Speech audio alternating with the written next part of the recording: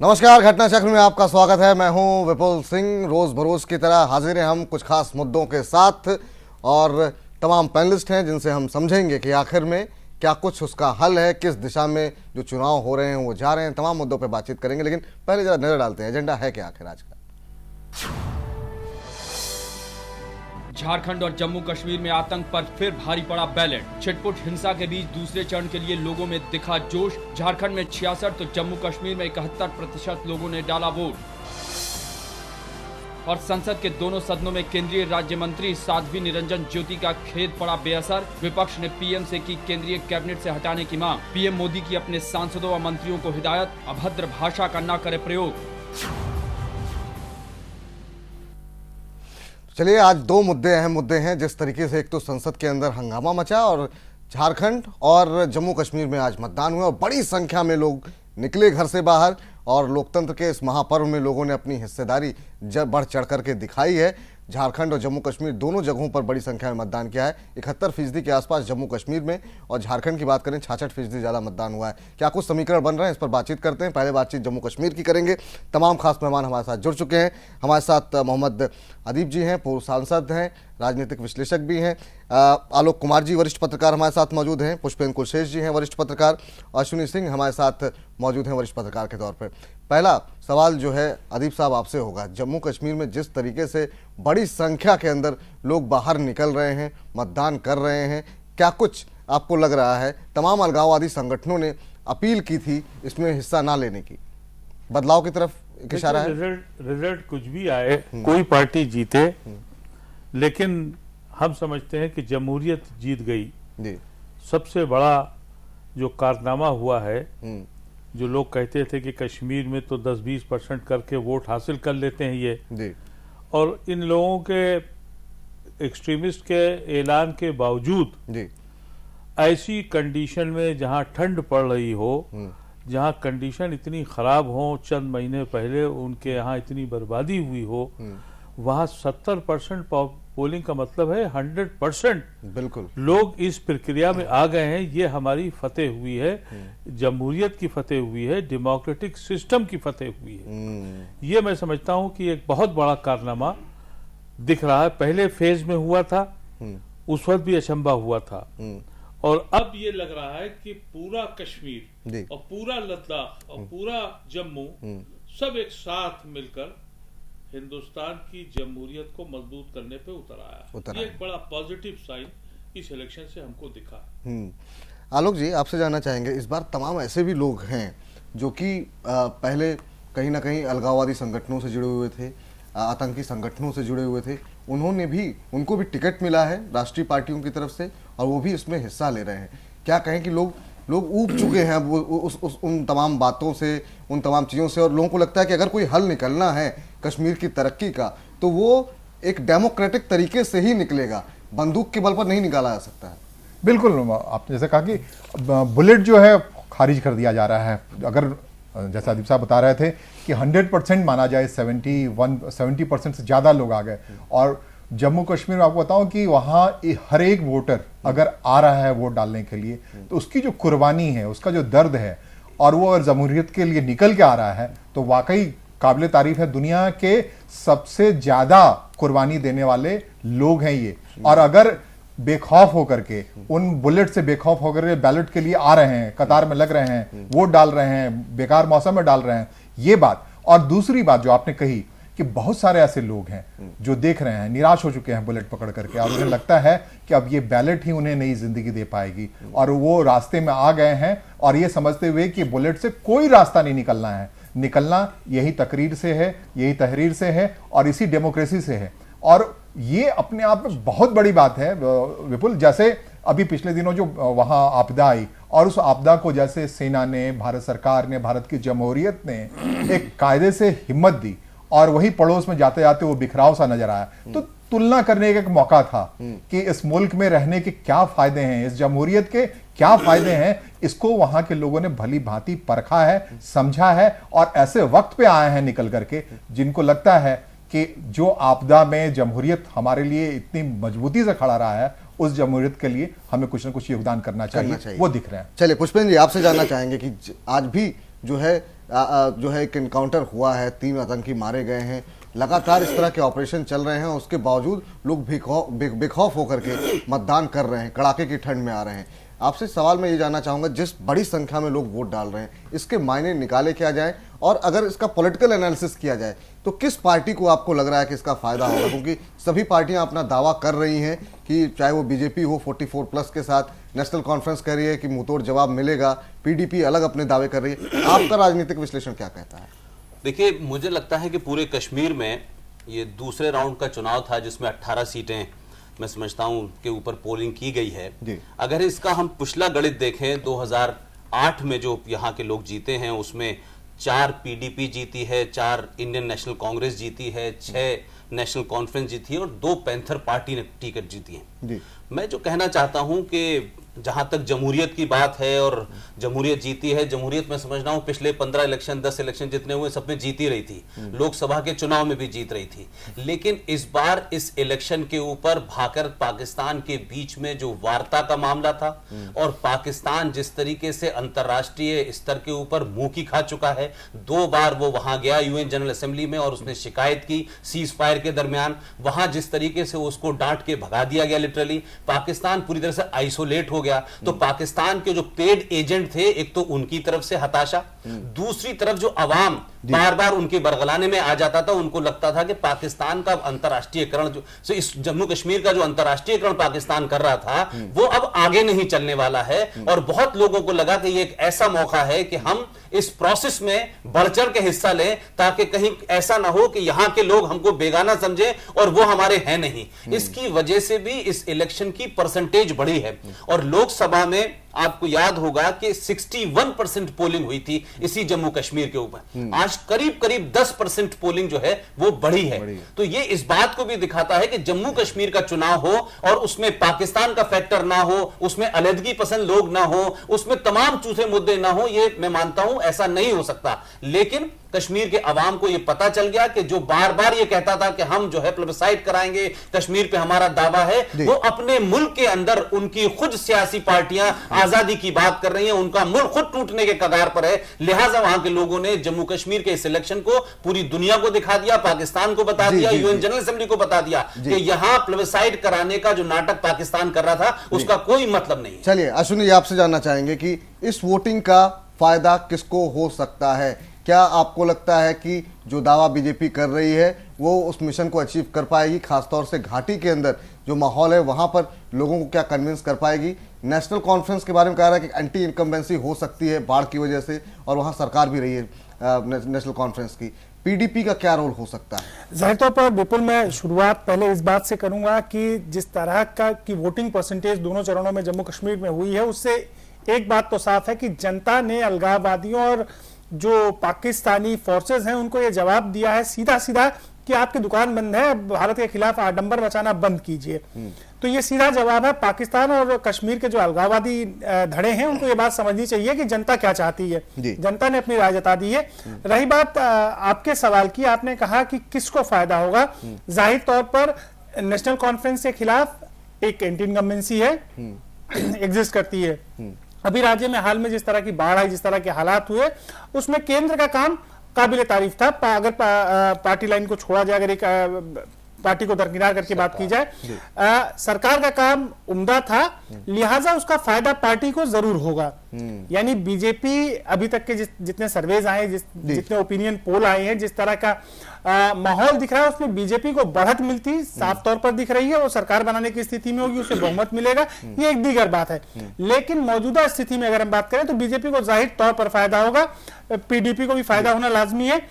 National conference के खाते में जरूर कुछ खामियां रही हैं, जिस तरह का शासन रहा है, जन अपेक्षाएं पूरी नहीं हुई हैं, उसमें नेशनल कॉन्फ्रेंस को नुकसान होने की संभावना ज्यादा है। चलिए एक छोटा सा ब्रेक ले रहे हैं हम यहाँ पर, और ब्रेक के बाद अब बात करेंगे झारखंड की भी। झारखंड में क्या कुछ स्थितियां रही हैं, वहां पर भी बड़ी संख्या में लोग निकले हैं वोट डालने के लिए। क्या राजनीतिक परिस्थितियां हैं, किसका क्या दावा है, तमाम सुरक्षा के चाक चौबंद इंतजाम भी रहे, इन सब पर चर्चा एक छोटे से ब्रेक के बाद।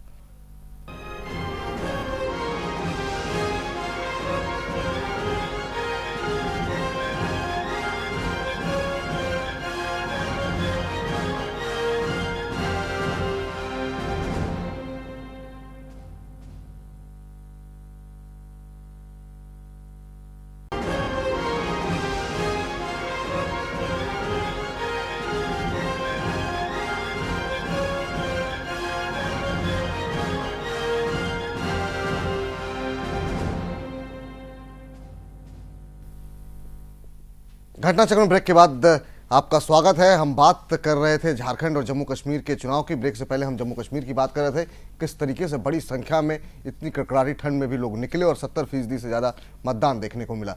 अब क्या कुछ स्थिति रही है झारखंड में? झारखंड में भी बड़ी संख्या में लोग निकले और छोटी मोटी कुछ घटनाओं को छोड़ दिया जाए तो शांतिपूर्ण मतदान रहा। ये भी अपने आप में बड़ी सफलता है चुनाव आयोग की। क्या कुछ दिन भर रहा, किस तरह की वोटिंग हुई है, इस पर हमने खास रिपोर्ट तैयार की है, उस पर नजर डालिए। उसके बाद जो है हम चर्चा को आगे बढ़ाते हैं।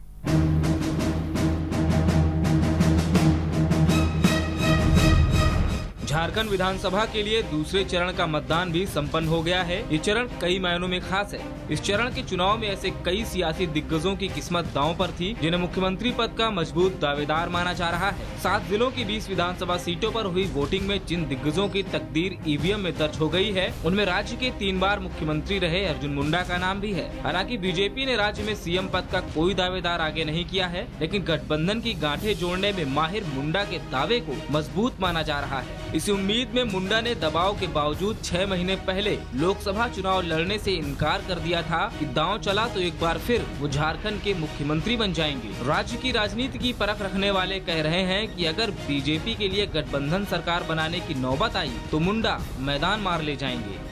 इसी चरण में राज्य के जिस दूसरे दिग्गज की तकदीर के फैसले पर जनता ने वोट की मुहर लगाई है, वो है पूर्व सीएम मधु कोड़ा। पूर्व डिप्टी सीएम रघुवर दास की सीट पर भी इस दूसरे दौर में मतदान हुआ। रघुवर दास को भी बीजेपी की सरकार बनने की सूरत में सीएम पद का प्रबल दावेदार माना जा रहा है। लोग कह रहे हैं कि रघुवर दास के पास झारखंड में मोदी का मनोहर लाल खट्टर साबित होने के सारे गुण हैं। इसके साथ ही कई पूर्व मंत्रियों के सियासी भाग्य का फैसला भी जनता कर चुकी है, जिसमें झारखंड बीजेपी के चाणक्य कहे जाने वाले सरयू राय भी हैं, जिनका कद अचानक से उस वक्त बढ़ गया जब पीएम नरेंद्र मोदी ने सार्वजनिक मंच से राय को अपना दोस्त बताया। पीएम के इस ऐलान के साथ ही राज्य के राजनीतिक गलियारों में अटकलें लगाई जाने लगी कि सरयू अगले सीएम हो सकते हैं।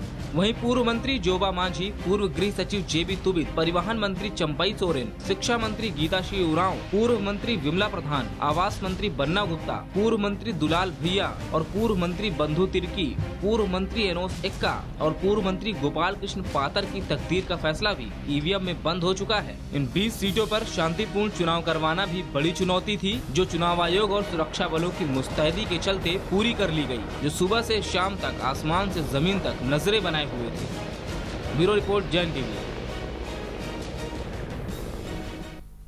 चलिए, तमाम खास मेहमान हमारे साथ लगातार बने हुए हैं। आलोक जी, दूसरे चरण का मतदान भी संपन्न हुआ झारखंड के अंदर। अभी भी स्थिति लोगों को स्पष्ट लग नहीं रही है। क्या स्थिति, किस तरह की हवा वहां पर बन रही है, कैसे देखेंगे? 2 चीज़ों से, एक तो जिस तरीके से वोटिंग परसेंटेज जो है वो काफ़ी अच्छा देखने को मिला, और दूसरा ये कि तमाम दिग्गज जो वहाँ पर हैं, जो मुख्यमंत्री पद के दावेदार हैं, कई लोगों की किस्मत जो है वो ईवीएम में बंद हो गई है। कैसे देख रहे हैं इस दूसरे चरण के चुनाव को आप? 5 चरणों में चुनाव आना है विपुल। वहां दूसरा चरण वाकई बहुत ही इंटरेस्टिंग था। अगर झारखंड में भारतीय जनता पार्टी पूर्ण बहुमत की सरकार बनाती है तो उसको इसी में से 2-3 नाम, जो बड़े नाम अभी आप दिखा रहे थे दर्शकों को, अर्जुन मुंडा हो सकते हैं, सरयू राय हो सकते हैं, रघुवर दास हो सकते हैं, दुलाल भुइयां हो सकते हैं। तो ये यही हैं, इन्हीं नामों के इर्द गिर्द अटकलबाजी लगाई जा रही है कि कौन देवेंद्र फडणवीस है इसमें और कौन मनोहर लाल खट्टर है, या फिर कोई नया नाम आने वाला है मोदी के तुरुप के पत्ते से, वो देखना। तो यही है। और एक बड़ा दिलचस्प, आपने गोपाल कृष्ण पातर का नाम दिखाया। वो शख्स वही है जिसने मुख्यमंत्री रहते जब शिबू सोरेन चुनाव लड़ रहे थे तो उसने निर्दलीय उन्हें हरा दिया था। तो आप समझ सकते हैं कितना पोटेंशियल वाला सीट है ये। 20 सीटें जिसमें मधु कोड़ा, जो कि इतिहास रच चुके हैं निर्दलीय होते हुए, चीफ मिनिस्टर 2.5 साल उन्होंने चलाया है वहां। और इसके अलावा एनोस एक्का है, बंधु तिर्की हैं। इसमें से झारखंड में निर्दलीय होना भी बहुत अहमियत की बात मानी जाती है, जिस लेवल पर वहां की राजनीति चली गई है। तो तमाम जो बड़े लोग हैं, और उन बड़े लोगों ने बड़ी ताकत लगा करके अगर 66% मतदान कराया तो अच्छा नहीं है, ये कहा जाएगा कहीं से भी। और भी उम्मीद थी। जाहिर तौर पर लगता है कि वहां के मतदाताओं में वो उत्साह नहीं है, क्योंकि था क्या वो भी इन लोगों ने निराश किया है। इनके प्रति बड़ी निराशा है। जो जिस ढंग से 14 सालों से वहां सरकार चला है, तो जमहूरियत के प्रति मान सम्मान और इज्जत बढ़ने के बजाय थोड़ा लोग में इंटरेस्ट कम हुआ है। और जबकि कई रैलियां प्रधानमंत्री ने खुद वहां जाके की, लोगों से अपील किया, तो 66% 71% का आगे वाकई इस चरण में हार गया। जबकि मैं आपको बताऊं कि सबसे बड़े ताकतवर नेता, रिसोर्स से कहें या जैसे भी कहें, झारखंड की राजनीति के इसी फेज में अपने दांव को आजमा रहे हैं। जाहिर तौर पे कुछ सीटें ऐसी हैं जहां नक्सल प्रभावित सीटें हैं, वहां मतदाताओं को डर रहा होगा। 2 ऐसे जिले हैं वहां पे, उनसे नहीं आया होगा। लेकिन उसके बजाय मैं आपको कहूं, वहां के जो मैं लौट के वहां से आया हूं, कि लोगों में निराशा है और इसलिए लोग नहीं आए। क्या ये 3 बजे तक सिर्फ वोटिंग हुई, क्या ये भी एक फैक्टर हो सकता है? 3 बजे तो सिर्फ उन इलाकों में हुई जहां की नक्सल प्रभावित था, बाकी इलाकों में नहीं। 20 में से 18 सीटों पे 3 बजे तक हुई और दो जगह जमशेदपुर ईस्ट और वेस्ट में 5 बजे तो शहरी मतदाता है वहां, तो शहरी मतदाताओं को भी चाहिए था कि जमशेदपुर कॉस्मोपॉलिटन जगह है। झारखंड में अगर एक ही शहर के नाम लेंगे आप तो दिल्ली है वो, और वहां के लोग अगर टूट के नहीं आ रहे हैं वोट डालने के लिए और मतदान का प्रतिशत नहीं बदल रहे हैं। और रही बात 3 बजे तक की, 3 बजे के बाद तो वहां की मजबूरी है, वहां मौसम है और उसके अलावा जो वहां की सुरक्षा व्यवस्थाएं और सुदूर ग्रामीण इलाका है, पहाड़ का इलाका है, तो वो मुमकिन नहीं था कि ईवीएम में आप सुरक्षित वहां रख पाए, इसलिए वहां प्रशासन को लाना पड़ा। और हर बार ऐसा होता है, लेकिन इतना कम वोटिंग परसेंटेज नहीं होता है, ये मैं बताऊं आप। चलिए अदीप साहब, आपसे जानना चाहेंगे, जो राजनीतिक समीकरण देखने को मिले हैं पिछले 14 साल के अंदर, हर तरह की सरकार रही है, जेएमएम भी सबके साथ वहां पे सरकार चला चुकी है, बीजेपी ने भी कई गठबंधन के साथ वहां पे सरकार चलाई है। अब इस बार की स्थिति आप कैसे देख रहे हैं? क्या 14 साल के बाद कुछ बदलाव होगा, एक पार्टी की सरकार होगी, या अभी भी आपको राजनीतिक स्थितियां वहां की लगता है कि फिर से गठबंधन की सरकार देखनी पड़ेगी? मेरे ख्याल से मेरे साथी ने बड़ा अच्छा एनालिसिस किया है कि 14 साल में वहां जमहूरियत के खिलाफ एक माहौल तैयार हुआ है, क्योंकि कोई भी वहां कोई सरकार ऐसी आई नहीं जहां जनता ये कह सके कि उसका कुछ खुशहाली हुई है उसकी। और ये जो चरण था, इसमें सारे दिग्गज लड़े, तब परसेंटेज 60 के पास पहुंची। आप सोचिए, अभी ये समझ नहीं आ रहा है कि ट्राइबल एरिया में कितने % वोट आया है। अभी इसकी एनालिसिस भी जब हो जाए, और वहां का मैं बहुत ज्यादा नहीं जानता हूं, लेकिन एक बात मेरी समझ में है कि झारखंड एक ऐसा स्टेट है जहां सबसे ज्यादा इंपॉर्टेंट रोल वहां का इंडिपेंडेंट करता है। अब ये कितने इंडिपेंडेंट जीत के आने वाले हैं, और ये बिकाऊ माल है, ये किसके साथ जाएंगे? अगर बीजेपी को एब्सोल्यूट मेजॉरिटी नहीं मिली तो फिर वहां वही होने वाला है जो 14 साल से हो रहा था। क्योंकि अब जैसे मुझे ऐसा लगता है कुछ अगर कम भी होगा तो वहां एक पोजीशन है कि मरांडी कैसे जाएंगे उनके मुंडा के साथ, ये एक उनकी प्रॉब्लम है। लेकिन सुबह सरन तैयार बैठे हैं, उनको उधर वो चले जाएंगे, 2-4 इंडिपेंडेंट चले जाएंगे। तो इसमें तो कोई शक नहीं है कि बीजेपी के चांसेस वहां बहुत स्ट्रांग है, लेकिन कितने स्टेबल आएंगे? अगर स्टेबल नहीं आए तो मोदी की सरकार भी झारखंड को कुछ दे नहीं पाएगी। ये उसकी बदनसीबी है उस स्टेट की। मुझे एक चीज और समझना चाहेंगे, बहुत सारे राजनीतिक विश्लेषक हैं जो कह रहे हैं कि दो तरफा मुकाबला है, जेएमएम वर्सेस बीजेपी है। ये जो गठबंधन है कांग्रेस, आरजेडी, जेडीयू का, ये कितना महत्वपूर्ण रोल प्ले कर सकता है? इसको किस तरीके से, बहुत लोग इसे साइडलाइन करके चल रहे हैं, आप कैसे देख रहे हैं वहां पे इनके रोल को? मुझसे पूछा आप? हाँ, देखिए, ऐसा है कि मैं समझता हूं कि इसमें अगर वो मरांडी को मिला लेते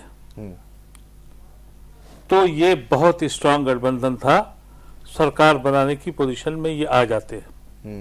लेकिन कांग्रेस ने एज यूजुअल अपने स्टाइल जो उनकी एरोगेंस की है, उसमें मरांडी को अहमियत नहीं दी। अगर ये चाहते तो मरांडी को आगे करते, ये तीनों के तीनों कहते कि हम आपके पीछे चलेंगे। पिछली बार आजमा चुके हैं, 25 सीटें आई थी वहां जी, मरांडी को सामने करके। आप सही कह रहे हैं। अगर आगे करके कर लेते तो आज वो बहुत मजबूत स्थिति में होते।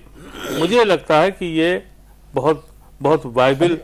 अदीप साहब, इसमें वहां एक खेल हुआ है, राजनीतिक खेल ये हुआ है कि झारखंड मुक्ति मोर्चा ने आखिरी दम तक कांग्रेस को फंसाए रखा कि वो घिसक करके मरांडी पास न जा पाए। जी, और तब आखिरी वक्त पे जब ऐलान का वक्त था, चुनाव बिल्कुल फूका जा चुका था, तब तक मरांडी और कांग्रेस के आसपास जाने की कोई गुंजाइश नहीं बची थी, क्योंकि वो सरकार में शामिल है कांग्रेस अभी भी। बराबर। हाँ, ये एक मुसीबत आई थी। और इन्होंने, मुझे नहीं लगता कि वो कोई बहुत उनका सिग्निफिकेंट रोल होगा। हम लोग शुरू में समझ रहे थे कि मरांडी को ये प्रोजेक्ट करेंगे और ये 3-4 पार्टियां उसके साथ होंगी और वहां एक अल्टरनेटिव वो बना सकेंगे, लेकिन ऐसा नहीं लगा, ऐसा नहीं हुआ। अब फिर वही तमाशा होना है कि किसका 2 वोट, 4 वोट, 5 वोट जो भी करना है। लेकिन अगर हवा बनती है, जैसे मोदी को एडवांटेज मिला है, अभी तक सारे इलेक्शन में ज्यादा टर्नआउट से फायदा हुआ है, अगर वो टर्नआउट फायदा हो जाता है, क्योंकि ये टर्नआउट जो है ये बहुत ज्यादा नहीं है, क्योंकि इसमें बहुत बड़ी सीटें ट्राइबल एरिया की थी, वहां परसेंटेज का है उसका मुझे कोई इल्म नहीं है कि कितने % वोट ट्राइबल सिस्टम में पड़ा है। पुष्पेंद्र अदीब भाई से मैं एक थोड़ी सी बात पूछना चाहता हूं कि अदीब भाई, कांग्रेस पार्टी जम्मू कश्मीर में भी लड़ाई से बाहर नजर आती है, वहां पीडीपी और बीजेपी का मुकाबला नजर आता है, और यहां पे भी यहां जो है वो जेएमएम और बीजेपी नजर आती है। कांग्रेस पार्टी तमिलनाडु में कोई 48 साल से गायब है, केरला में वो इस वक्त है नहीं, वेस्ट बंगाल में आप है नहीं। ये इतनी बड़ी राष्ट्रीय पार्टी और सेकुलरिज्म की इतना लंबा चौड़ा दुकान चलाने वाली पार्टी, चुनाव के एन वक्त पर इसका हर पार्टी साथ क्यों छोड़ती है जो इसके साथ सत्ता में रहती है? यहां पे भी सरकार में थे, यहां भी इलेक्शन से पहले बाहर हो गए, अब वो एक दूसरे के, जेएमएम और कांग्रेस एक दूसरे पर आरोप लगा रहा है। पीडीपी वो वहां नेशनल कॉन्फ्रेंस के साथ थे, आज उमर अब्दुल्ला कांग्रेस पे। ये कांग्रेस के पतन की शुरुआत है या कांग्रेस पार्टी अपना जो राष्ट्रीय, जिसने अपना महत्व बना रखा था, इसलिए खत्म हो रहा है कि भारतीय जनता पार्टी आगे बढ़ रही है? इसकी क्या वजह है? मुझसे पूछा है? आपसे पूछा दी भाई। देखिए, भारतीय जनता पार्टी कुछ अपने एग्रेसिव एटीट्यूड की वजह से आई है, लेकिन 90% कांग्रेस की हरकतों की वजह से आई है। आपने बिल्कुल सही कहा, जब कांग्रेस खुद लड़ने की सलाहियत खो दे, क्योंकि उसके पास सिर्फ एक मामला रहा कि मैं अपने लीडर को बचाऊं कैसे, इसी पे सारा दारोमदार कांग्रेस का निपट गया। और मुझे नहीं लगता कि बज़ाहिर कांग्रेस के अंदर कोई उमंग या कोई हौसला रह गया है उनकी लीडरशिप में, और उसकी वजह से टोटल डिमोरलाइजेशन है। आज 6 महीने हो गए, कुछ भी तो चेंज नहीं हुआ। हर पार्टी में चिंतन हुआ है, बैठक हुई है, कुछ आगे फैसला हुआ है। इस पार्टी में सिर्फ ये कहा जा रहा है हम बातचीत कर रहे हैं। तो अब ये किस लेवल तक बातचीत करेंगे, ये एक बहुत अफसोसनाक बात है। लेकिन अगर कांग्रेस पार्टी का पतन हो जाएगा तो एक आइडियोलॉजी और एक बहुत बड़ी पार्टी को इस मुल्क का बहुत बड़ा नुकसान होगा। मैं खुद इससे बहुत चिंतित हूँ। चलिए, एक छोटा सा सवाल आपसे अश्विनी जी जानना चाहेंगे। क्या जो अब तक बातचीत निकल के आई है, चाहे आलोक जी की हो, अदीब जी की हो, आपसे जानना चाहेंगे क्या बाबूलाल मरांडी झारखंड के अंदर किंग मेकर की स्थिति में उभरते हुए दिखाई दे रहे हैं क्या? क्योंकि बीजेपी के लिए भी आसान होगा उनके नजदीक जाना, बजाय कि वो इस गठबंधन के नजदीक जाए या जेएमएम के नजदीक जाए।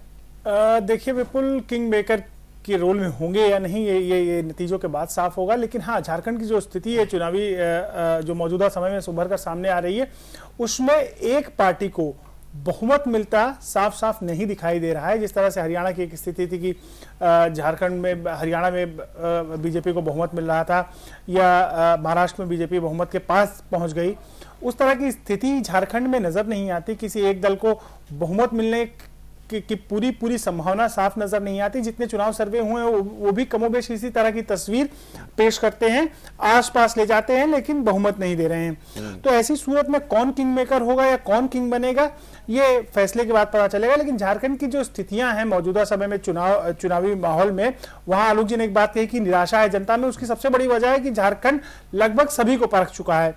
कांग्रेस का वहां बहुत कुछ नहीं है। झारखंड मुक्ति मोर्चा, भारतीय जनता पार्टी को लगातार वो परखते आए हैं, लंबे समय से 14 साल से परख रहे हैं। एक बार इनकी सरकार, एक बार उनकी सरकार। तो जनता क्या फैसला करती है इसका अंदाजा लगाना मुश्किल होता है, हमेशा नतीजों के बाद ही साफ होता है। लेकिन इतना कह सकते हैं कि कुछ ना कुछ तो ऐसी स्थिति होगी जो एक नया रास्ता खोलेगी। आलोक जी, 10 सेकंड में ब्रेक का वक्त हो रहा है। क्या किंग मेकर बनेंगे बाबूलाल मरांडी? बाबूलाल मरांडी किंग मेकर बने या नहीं बने, लेकिन जिस हालत में भारतीय जनता पार्टी ने छोड़ा है कि उनकी पार्टी के तमाम विधायकों को तोड़ के अपने यहाँ ले गई है जिताऊ कैंडिडेट की तलाश में, तब उस हालत में भारतीय जनता पार्टी के साथ इतने निराश या इतने गुस्से में बाबूलाल मरांडी जाके मिलेंगे, ये कहना मुश्किल है। क्योंकि बार बार बाबूलाल मरांडी को बीजेपी के ऊपर से कोशिश की जाती रही है कि तुम आके मेरे में शामिल हो जाओ, लेकिन वो शख्स ऐसा है जो अड़ा हुआ है और डटा पड़ा है कि नहीं जाऊंगा। चलिए, छोटा सा ब्रेक ले रहे हैं। ब्रेक के बाद जानेंगे कि अगर वैसी स्थिति रही जैसी स्थिति है तो कौन किंग मेकर कौन हो सकता है, किसके नजदीक कौन पार्टी जा सकती है। एक छोटे से ब्रेक के बाद इसके अलावा भी कुछ और मुद्दे हैं, उस पर चर्चा करेंगे। आप बने रहिए हमारे साथ।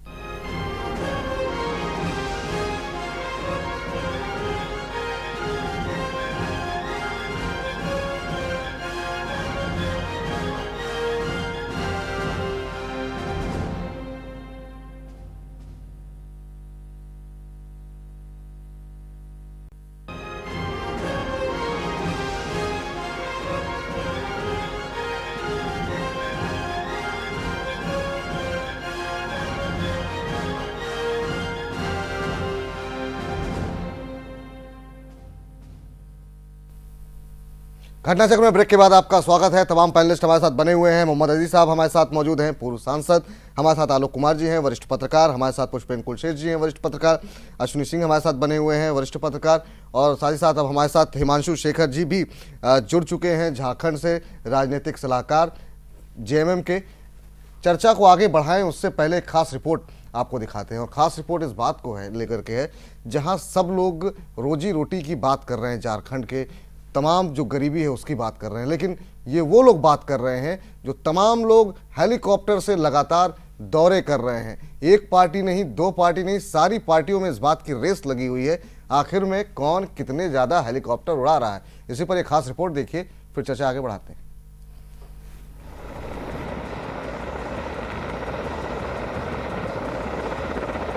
ये हेलीकॉप्टरों का झारखंड है। यहाँ देश के प्रधानमंत्री, 17 केंद्रीय मंत्री, कांग्रेस अध्यक्ष, कांग्रेस उपाध्यक्ष, राज्य के मुख्यमंत्री और राज्य के 4 पूर्व मुख्यमंत्री, इसके अलावा कांग्रेस प्रचार समिति के अध्यक्ष, बीजेपी प्रचार समिति के अध्यक्ष, 3 और क्षेत्रीय पार्टियों के अध्यक्ष की सेवा में हर दिन तकरीबन 30 हेलीकॉप्टर घनघनाते हुए झारखंड के आसमान के सन्नाटे को चीर रहे हैं। जमीन के लिए लड़ाई हवा में लड़ी जा रही है। औसतन एक दिन में एक हेलीकॉप्टर 3 उड़ान भर रहा है, यानी एक दिन में 30 हेलीकॉप्टर तकरीबन 90 बार उड़ते हैं। जबकि राज्य में विधानसभा की कुल सीटें महज 81 हैं और चुनाव 5 चरणों में हो रहा है। अब आप खुद ही सोचिए कि गरीब गुरबा की बात करने वाले, तरक्की के बड़े बड़े सपने दिखाने वाले नेताओं के वादे जमीनी है या हवा हवाई। झारखंड के आसमान को निहारने के बाद अब जरा जमीन को भी देख लीजिए। तन पर तार तार कपड़े हैं, 2 जून की रोटी का जुगाड़ जिनके लिए चांद छूने सा सपना है, आधा पेट भरने के लिए ही सही मौत से खेलते लोग हैं, बिना इलाज के मरती माताएं,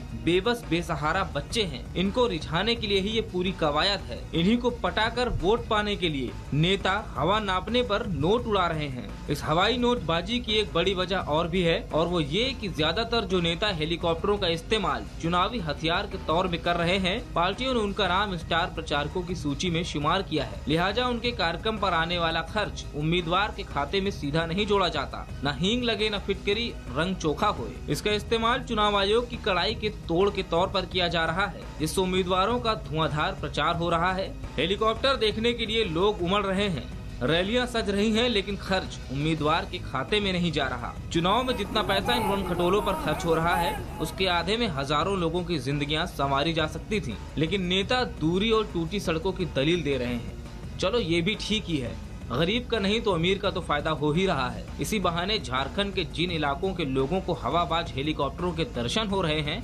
जिन्होंने रेल तक नहीं देखी थी। झारखंड में इन दिनों सड़कों पर ट्रैफिक कम, हवा में ज्यादा है, जिसे कंट्रोल करने में एयर ट्रैफिक कंट्रोल का भी दम फूल रहा है। हवाबाज नेताओं को ताकीद की गई है कि सूर्यास्त से पहले रांची लौट आएं, वरना उड़ान भरने नहीं दिया जाएगा। हवा में वीवीआईपीओ की बाढ़ से हवाई जहाज भी परेशान हैं। चुनावी उड़ानों के चलते उन्हें न तो उड़ने का समय मिल रहा है, न उतरने का। और तो और कांग्रेस अध्यक्षा सोनिया गांधी को रांची में हेलीकॉप्टर पर सवार होने के लिए पूरे 2 घंटे इंतजार करना पड़ा, और इसकी वजह रही पीएम का दौरा। अब कौन जानता था कि पीएम बनाने वाली सोनिया को पीएम की वजह से 2-5 मिनट नहीं, पूरे 120 मिनट इंतजार करना पड़ेगा। शनिवार को तो हद ही हो गई। हवा में मनराते वीवीआईपीओ की वजह से एक मरीज की जान पर बनाई। असल में एक शख्स के सिर में चोट लगी थी और रांची के बिरसा मुंडा हवाई अड्डे पर एयर एम्बुलेंस तैयार खड़ी थी, लेकिन नेताओं की हवाबाजी की वजह से इसे घंटों तक इंतजार करना पड़ा।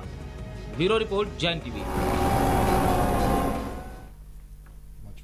चलिए, तमाम पैनलिस्ट हमारे साथ मौजूद हैं। हिमांशु शेखर जी हमारे साथ जुड़े हैं, राजनीतिक सलाहकार हैं झारखंड के मुख्यमंत्री हेमंत सोरेन जी के। हिमांशु जी, एक खास रिपोर्ट हमने दिखाई है, तमाम आपकी पार्टी खास तौर से जमीन से जुड़ी हुई बातें करती है और तमाम जंगल जमीन की बात करती है। कितने हेलीकॉप्टर उड़ रहे हैं आपके? क्या जमीन पर काम अब हवा में होगा? देखिए विपुल जी, ऐसा है, शोषित, दबित और दबे हुए लोग जब आगे बढ़ते हैं तो इसी तरह से लोग टांग खिंचाई शुरू करते हैं। क्या ये पहली बार ऐसा हो रहा है कि झारखंड मुक्ति मोर्चा या तमाम राजनीतिक दल हेलीकॉप्टर का इस्तेमाल कर रही हैं? ये हमारी मानसिकता को दर्शाता है कि हमारी समाज की मानसिकता ये है कि वो अगर दबे कुचले और जो पिछड़े लोग थे वो अगर आगे आते हैं या हमारे बराबरी में अगर बैठ जाते हैं या हमसे आगे ज्यादा दिखते हैं तो इस तरह की आलोचनाएं होती हैं। क्या ये पहली बार हो रहा है? क्या ऐसा जमीन से जुड़ी पार्टी हैं लेकिन जिस तरह से दूसरी पार्टियों ने चुनौतियां पेश की है, जिस तरह से बाधाएं खड़ी की जा रही है, जिस तरह से ताकत झोंकी जा रही है, तो क्या हम आत्मसमर्पण कर दें? क्या जो कमजोर पार्टियां हैं क्या वो हथियार डाल दें? क्या वो चुनाव ना लड़े? हम अगर लड़ रहे हैं तो आप ये करें कि जमीनी पार्टी आसमान में चली गई, तो क्या कौन सी ऐसी पार्टी है जो आसमान से राजनीति करती है? राजनीति सबको जमीन में ही करनी पड़ती है। जमीनी पार्टी कहने का तात्पर्य क्या है? बहुत लोग ये कह रहे हैं सर कि ये बीजेपी जिस तरीके से कैंपेनिंग कर रही है उसके कंपटीशन में आप हवा में आ गए हैं। हम क्या करें, हमारी मजबूरी है, हम क्या करें? अगर नीति से, अगर सिद्धांत से भाजपा भटक गई, अगर वो इस तरीके से पूरी ताकत झोंक रही है, और ऐसा है कि भाजपा या कांग्रेस या किसी भी दल की आलोचना करने से पहले आप लोगों को या किसी भी दल, राजनीतिक दल को, छोटे हो बड़े हो, आलोचना करने से पहले अगर जमीनी हकीकत, जिस तरीके से अगर आप ये कर रहे हैं कि आज राजनीति हवाई हो रही है, तो मैं कह रहा हूं कि आज मीडिया भी हवाई हो रही है। कितने पत्रकार जमीन पर जाकर जमीनी हकीकत देखकर रिपोर्टिंग कर रहे हैं। सही बता रहे हैं हिमांशु जी। मीडिया है, हिमांशु जी, एक राजनीति भी होगी। हिमांशु जी इजाजत दें तो एक सवाल पूछूं। मीडिया भी जमीन पे थी, आज अपने गिरबान में आप लोग क्यों नहीं जाकर? सही कह रहे हैं हिमांशु जी, इजाजत हो तो एक सवाल पूछूं आपसे सिर्फ इतना पूछा गया कि आपकी पार्टी ने कितने हेलीकॉप्टर हायर किए हैं, और उसको इतना विस्तार से बता रहे हैं, और फिर मीडिया को कटघरे में खड़ा कर रहे हैं। नहीं, आपने जैसे आप ऐसे कर रहे हैं कि झारखंड मुक्ति मोर्चा ने बहुत बड़ा अपराध कर दिया हो कि जमीनी पार्टी है। क्या झारखंड मुक्ति मोर्चा ने खुद कटघरा बनाया और उसी में जाकर खड़े हो गए? अगर ऐसा किया है तो क्या अपराध है? क्या कोई अपराध है? नहीं, अपराधी तो किसी ने बोला भी नहीं आपको सर। अधिकतम लोगों तक पहुंच रहे हैं, और झारखंड मुक्ति मोर्चा ने कितने किए हैं नहीं किए हैं, ऐसा है कि अगर सिर्फ झारखंड मुक्ति मोर्चा ने किया होता तब तो ये बात गले उतरती कि भाई बहुत बड़ा एक ऐसा काम हो गया है जो नहीं होना चाहिए था। हिमांशु जी, हमारे सामने चुनौतियां इतनी हैं, हमारे सामने जिस तरह के बाधा, लगभग सभी दलों ने हथियार डाल दिए हैं। हिमांशु जी, आज झारखंड मुक्ति मोर्चा सिर्फ लड़ने का मादा दिखा रहा है। लड़ने के लिए हमारे पास जितने संसाधन हम जुटा सकते हैं हम जुटा रहे हैं, और हम लड़ रहे हैं। अगर लड़ने के आज तरीके बदल गए तो हमको भी अपने तरीके बदलने होंगे, अगर हमको सिस्टम में अपने आप को सस्टेन करना है। हिमांशु जी, अश्विनी जी मेरे सहयोगी मेरे साथ मौजूद हैं, वो आप कुछ पूछना चाह रहे हैं। जी अश्विनी जी। हिमांशु जी, एक बात बताइए, आप हवा हेलीकॉप्टर का इस्तेमाल कर रहे हैं, हवाई चुनाव प्रचार कर रहे हैं। आपका जो वोटर है वो जमीनी है, जिसने आपकी पार्टी को बनाया, जिसने आपके नेताओं को मुख्यमंत्री बनाया, उसको क्या लगता होगा जब आपके नेता हेलीकॉप्टर से उतरते होंगे और उसके तन पर कपड़े नहीं होते?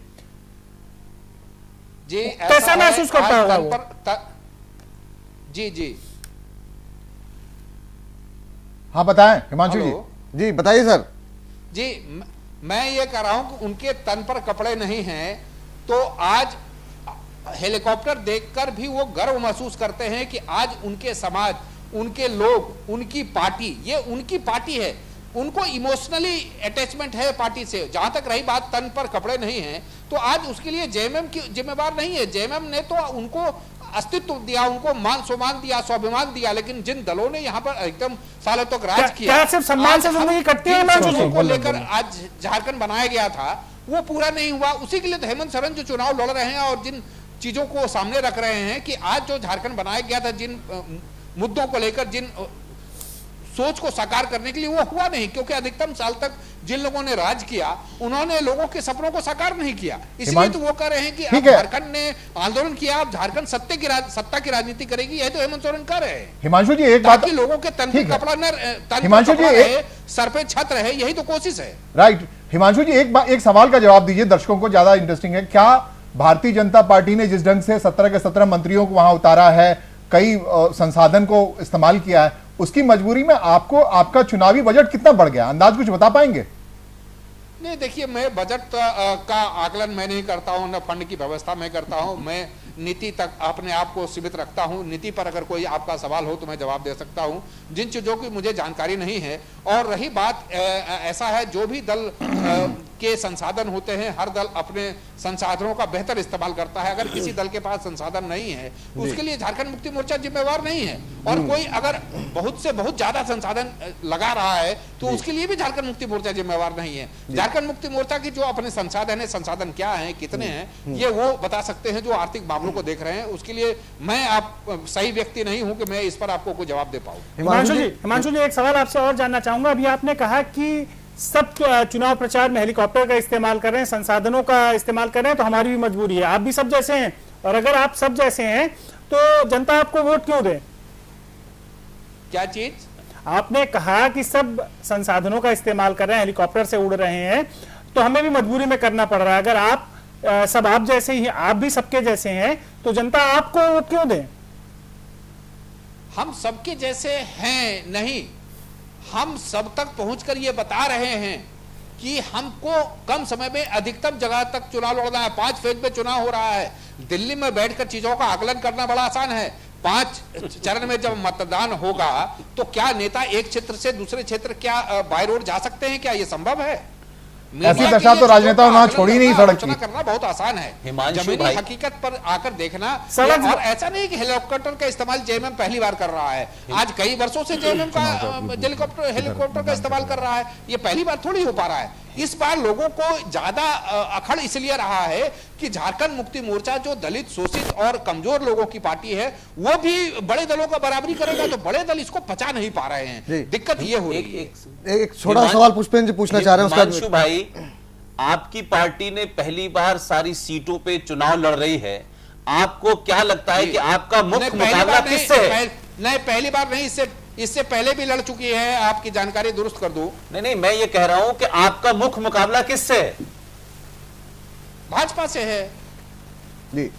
एक सवाल मेरा था आपसे, आपने कहा नीतियों पर सवाल पूछिए। मेरा सवाल आपसे ये है कि जी। तमाम राजनीतिक विश्लेषक जो हैं हिमांशु जी, वो ये कह रहे हैं कि शायद इस बार भी स्थिति, तस्वीर झारखंड की बदलेगी नहीं, पूर्ण बहुमत किसी को शायद ना मिल पाए। ऐसी स्थिति में आप किसके नजदीक जाकर के बैठेंगे? क्या जो गठबंधन बना है कांग्रेस का? ऐसा है आपके चैनल पर इस सवाल का जवाब मैं पहले भी दे चुका हूं और वही जवाब मैं दोहराऊंगा कि झारखंड मुक्ति मोर्चा पहले भी किसी के पास नहीं गया था। 2009 के चुनाव के बाद झारखंड मुक्ति मोर्चा के पास लोग आए थे। जहां तक रही बात, अगर आपका इशारा भाजपा की तरफ है, तो मुख्यमंत्री हेमंत सोरेन ने कई बार यह कहा है कि हमने भाजपा के साथ सरकार जरूर चलाई है, लेकिन अनुभव अच्छा नहीं रहा है। और उस समय भी आप याद कीजिए कि जेएमएम ने भाजपा को समर्थन नहीं दिया था, भाजपा ने जेएमएम को समर्थन दिया था और गुरुजी मुख्यमंत्री बने थे। जी। कांग्रेस के साथ अनुभव कैसा रहा आपका? बीजेपी के साथ तो अच्छा नहीं रहा आपका अनुभव। अगर अच्छा नहीं रहा था तो हेमंत सोरेन 2-3 दिनों तक दिल्ली में नहीं बैठे रहते कि ताकि गठबंधन हो जाए। अनुभव चूंकि अच्छा रहा है, इसलिए उन्होंने प्रयास किया कि अगर संभव हो तो साथ चुनाव लड़ा जाए। जिस तरीके से वोटिंग परसेंटेज देखने को मिल रहा है, जम्मू कश्मीर जहां इतनी ठंड पड़ रही है, वहां पर 71% वोटिंग हो रही है, और हम देख रहे हैं कि झारखंड के अंदर मामला 66% के आसपास आके रुक गया है। क्या लग रहा है आपको कि लोगों को जिस तरीके से शासन चला है 14 साल, डेमोक्रेसी के प्रति उदासीनता आई है थोड़ी सी? लोग खुश नहीं है इस वजह से? लो वोटिंग। आप डाटा ठीक कर लें, ये 60 से 70% है। और अब तक जो मैंने कहा कि जम्मू कश्मीर में 71%, झारखंड में आज जो है 66% की, जी 66% हुआ है सर। ओवरऑल की आप बात कर रहे हैं, ओवरऑल की बात कर रहे हैं, क्योंकि शहरी इलाकों में वोटिंग प्रतिशत कम रहा है। सबसे खुशी की बात है और सबसे गर्व की बात है कि ग्रामीण इलाकों में जहां वोट पहले कम पड़ते थे, वहां पर जो आतंक रहता था, डर रहता था, लोग डर से घर से नहीं निकलते थे, उन इलाकों में 60 से 65 और कहीं कहीं 70% वोटिंग हुआ है। शहरी इलाकों में वोट नहीं होना ये बताता है कि आलोचना करने वाले, ड्राइंग रूम में बैठकर नेताओं को गाली देने वाले केवल गाली देते हैं, लेकिन जब अपने मताधिकार का इस्तेमाल करना होता है तो घर में टीवी देखते हैं या फिर बच्चों की छुट्टी बनाने चले जाते हैं। जनता की निराशा की वजह क्या है हिमांशु जी? कि उनको जनता की निराशा की वजह क्या है? आप कह रहे हैं कि शहरी क्षेत्र में मतदान कम हुआ, इसकी वजह क्या है?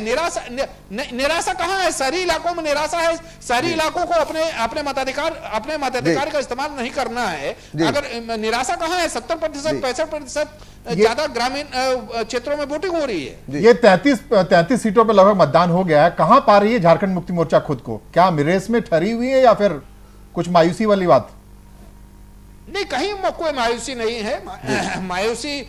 मायूस करने की कोशिश आप लोगों द्वारा होती है, लेकिन चूंकि ये लड़ने वाली पार्टी रही है और संघर्ष करके ही यहाँ पहुंची है, तो हर विषम परिस्थिति में भी खुद को मायूस नहीं होने देती है। और झामुमो को पता है कि झामुमो झारखंड का पर्याय बन चुका है और कितने भी प्रयास हो मायूस करने के, मायूस होने वाली पार्टी नहीं रही है। हिमांशु जी, आज हम 2 एजेंडे पे बात कर रहे हैं, अब दूसरे एजेंडे पर वापस आते हैं। जरा जिस तरीके से संसद में हंगामा देखने को मिला, आपसे प्रतिक्रिया जानना चाहेंगे कि आज साध्वी निरंजन की तरफ से जो बयान आया था, उसके बाद से संसद में भी काफी हंगामा देखने को मिला। उन्होंने बाद में खेद जताया, पहले उन्होंने इनकार किया था कि नहीं, उन्हें अपनी बात पे कोई अफसोस नहीं है।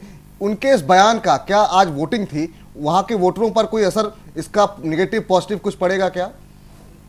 नहीं, मैं विपुल जी माफी चाहूंगा, मैं चूंकि चुनावी चीजों में इतना उलझा हुआ हूं कि मुझे इस बात की जानकारी नहीं है कि उन्होंने क्या बयान दिया है और क्या आज संसद में हुआ है, और जिस चीज की जानकारी ना हो उस पर टिप्पणी करना। हिमांशु जी, मैं आपको बता देता हूं क्या कुछ कहा है उन्होंने। काफी अपशब्द का इस्तेमाल किया उन्होंने। कहा जी, आप बता दे तो शायद मैं टिप्पणी हाँ, कर पाऊं। उन्होंने दो बातें कही। एक तो ये कहा भारत में जितने भी लोग हैं वो सब राम के वंशज हैं, राम की संतानें हैं, जितने भी लोग हैं वो कन्वर्टेड हैं, इस बात का जिक्र किया। दूसरा, उन्होंने एक अपशब्द का इस्तेमाल किया। पहले तो उन्होंने कहा ये लोगों के ऊपर निर्भर है कि वो राम जादे की सरकार चाहते हैं, और उसके बाद उन्होंने एक अपशब्द का भी उन्होंने इस्तेमाल किया था। इसको लेकर के क्या इसका असर झारखंड में कुछ पड़ेगा? लेकिन आपसे मैं प्रतिक्रिया लूं उससे पहले एक बार मैं आपको बयान ही सुना देता हूं, क्या कुछ कहा था उन्होंने। दुख पहुंचाने का इरादा नहीं था, मेरा कोई इरादा नहीं था, ना है, लेकिन जो बात मेरे मुख से निकली है मैं दिल से उसको खेद प्रकट करती हूँ, स्वीकार करती हूँ। चलिए, इस बीच हिमांशु जी हमारे साथ लगातार बने हुए हैं। हिमांशु जी, ये वो बयान था जब उन्होंने माफी मांगी थी, क्या कुछ प्रतिक्रिया आपको लग रहा है इसका कुछ असर पड़ेगा झारखंड के मतदान पर भी? नहीं, इन सारी चीजों का कोई असर नहीं पड़ना है, और झारखंड का जो तेवर है, झारखंड के लोगों का जो मिजाज है, इस तरह की कोशिशें यहाँ कभी सफल नहीं हो पाई हैं, और इन बयानों का कोई असर वोटिंग प्रतिशत से अगर आप लोग जोड़ के देख रहे हैं, नहीं, वोटिंग प्रतिशत नहीं, लोगों की माइंडसेट पे क्या कोई असर नहीं पड़ना है, और इन सारी चीजों का कोई यहाँ असर नहीं होता है। प्रयास कई बार हुए, लेकिन झारखंड में इसका न पहले असर पड़ा था, न पड़ा है, न भविष्य में भी पड़ेगा। जी, अदीप साहब, आप कैसे देख रहे हैं आज जो सदन में जिस तरीके का हंगामा हुआ? पहले इस बयान पर आपकी प्रतिक्रिया, जो सदन में हुआ उस पर बाद में उन्होंने खेद जताया इसको लेकर के, क्या कुछ कैसे देखेंगे आप इस पूरे बयान को? देखिए, इस तरह की लैंग्वेज तो जब से मोदी की सरकार आई है उनके यहाँ हर महीने कोई न कोई देता है, ये कि उनका प्रोसेस है। वो समझते ये हैं कि इस तरह की बयानबाजी से हम कुछ न कुछ पोलराइजेशन करेंगे। मैं समझता हूँ कि इसका कोई असर मतदान पे तो पड़ने वाला नहीं है, इसलिए कि एक अनयूजुअल सी चीज नहीं है ये। तो जिसने जो बयान दिया है उतना ही बड़ा वो मंत्री भी बना है। आपको याद होगा एक मंत्री बिहार के भी बनाए गए थे, उन्होंने बयान दिया, और इस तरह के बयान यूपी में भी बराबर आते हैं। तो ये कोई नई चीज नहीं है। अफसोस की बात सिर्फ ये है कि कभी ये एक्सपेक्टेशन हम लोगों को लगती थी कि इस तरह के बयान पे कभी भी किसी समय बीजेपी के हाई कमांड या प्राइम मिनिस्टर रोकेगा, लेकिन न रोक के शायद उन्होंने अपनी खुद पोजीशन को गिराया है। मैं अभी हिमांशु जी की जो बात कर रहे थे वो भी एक चिंता का विषय है। वो कह रहे थे कि हमारी मजबूरी है। फैक्ट ऑफ द मैटर ये है कि मोदी टाइप ऑफ इलेक्शनिंग जो है उसने इलेक्शन कितना महंगा कर दिया है, ये आने वाली नस्लें इसको भुगतेंगी। ये फैक्ट है जो वो दर्द बयान कर रहे थे। पुष्पेंद्र जी, बहुत संक्षेप में टिप्पणी आपकी, क्योंकि अब क्लोजिंग की तरफ हम बढ़ रहे हैं, आपसे जानना चाहेंगे आज इस बयान को लेकर के जो हंगामा हुआ है कैसे देख रहे हैं? गिरिराज सिंह कुछ और बयान देते हैं, साध्वी का ये बयान आया, इसके अलावा भी आज कहा गया प्रधानमंत्री की तरफ से नसीहत दी गई कि इस तरह की बयानबाजी ना दें, लेकिन लगातार बयान तो आ ही रहे हैं और उनको मंत्री बनाया जा रहा है, इनाम दिया जा रहा है। देखिए, बात यह है कि मंत्री तो इस वजह से नहीं बनाया गया था कि उन्होंने बयान दिया था, मंत्री बनने के बाद जरूर उनका ये बयान है, लेकिन सवाल यह है कि कोई भी गाली दे इसको तो जस्टिफाई नहीं ठहराया जा सकता, लेकिन समाजवादी पार्टी की तरफ से आप फिर भागे समाजवादी पे, जिस तरह से बात हो रही है इनकी, आप हमेशा समाजवादी मुझे तो करने दीजिए भाई। अरे इसी पे बोलिए ना। हाँ, तो मैं इसी में बोलूंगा ना, मैं आपकी तरह थोड़ी जुमला तय करूंगा। समाजवादी पे हमेशा चले जाते हैं, अब कांग्रेस पे चले जाते हैं। भाई, अब आप ये चाहते हैं कि आपकी जबान बोलूं तो नहीं होगा ना, लेकिन अगर आपको इनके मंत्री बनने पे होने पे, तो आपने बता दिया कि नरेंद्र मोदी के जमाने से हुआ है, लेकिन आजम खान भी कैबिनेट मिनिस्टर था, तब उसने क्या बयान दिया था? ये लीजिए, आप जस्टिफाई कर रहे हैं। मैं जस्टिफाई नहीं कर रहा, आप चाहते हैं कि भारतीय जनता पार्टी के लोगों की तो मजम्मत करूं मैं, और मैं ये पूछना चाहता हूं असदुद्दीन ओवैसी जो एमपी था, वो भी एमपी था, उसने क्या कहा, यही शब्द मुलायम सिंह के लिए कहे, और मायावती ने मुख्यमंत्री होते हुए क्या बयान दिए। अगर कोई गाली एक दे रहा है तो उस पर तो बड़ा देश दूसरा दे रहा है तो उसमें कम्युनलिज्म और सेकुलरिज्म आ जाता है। हिमांशु जी से कुछ लोग आदतन देते रहते हैं, ये अब किसी दूसरे ने दिया, मैं उसको जस्टिफाई नहीं कर रहा हूं जी। चले हिमांशु जी, चलते चलते कोई टिप्पणी इस पूरे मुद्दे पर आपकी तरफ से? नहीं, मेरी कोई टिप्पणी नहीं है अभी।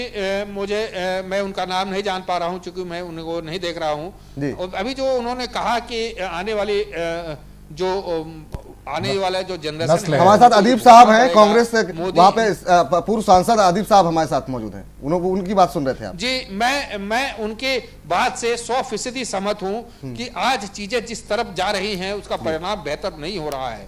आज हमारे पास संसाधन है या जुटा पाए तो हम लड़ रहे हैं। आने वाले दिनों में स्थिति ये हो जाएगी कि लेवल प्लेइंग फील्ड नहीं होगा। आज सबसे बड़ी सवाल ये है, चुनौती ये है कि खर्चों को जो पार्टियां हैं उनके। हिमांशु जी समय समाप्त हो गया। हिमांशु जी बहुत बहुत शुभकामनाएं आपको चुनाव के लिए। आगे जिस तरह से आप दावे कर रहे हैं, उम्मीद करते हैं कि उस तरह का प्रदर्शन भी आपका रहेगा। बहुत बहुत धन्यवाद इस पूरी चर्चा में शामिल होने के लिए। अदीब साहब आपका भी बहुत बहुत शुक्रिया। आलोक जी आपका भी बहुत बहुत धन्यवाद इस कार्यक्रम में जुड़ने के लिए। पुष्पेंद्र जी आपका भी बहुत बहुत शुक्रिया। अश्विनी जी आपका भी बहुत बहुत धन्यवाद इस कार्यक्रम में जुटने के लिए। घटना चक्र को यहीं समेटते हैं। तमाम बड़ी खबरों के लिए आप देखते रहिए जैन टीवी। नमस्कार।